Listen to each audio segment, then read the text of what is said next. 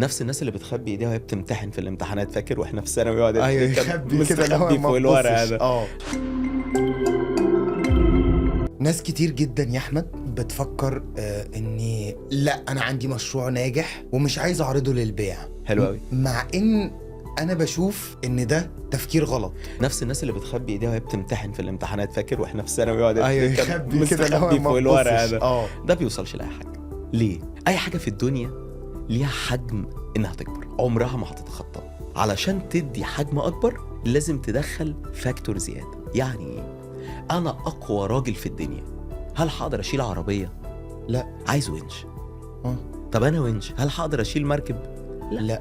عايز ونشين. عايز ونشين. وهكذا. الفيرتيكال والهوريزونتال جروث مش هتعملهم الا لو كان فكرك فيرتيكال وهوريزونتال برضه. عشان بس نترجم كمان النمو اللي بالعرض والنمو اللي بالطول مش هيحصلوا غير لو انت بتنمو بنفس طريقه.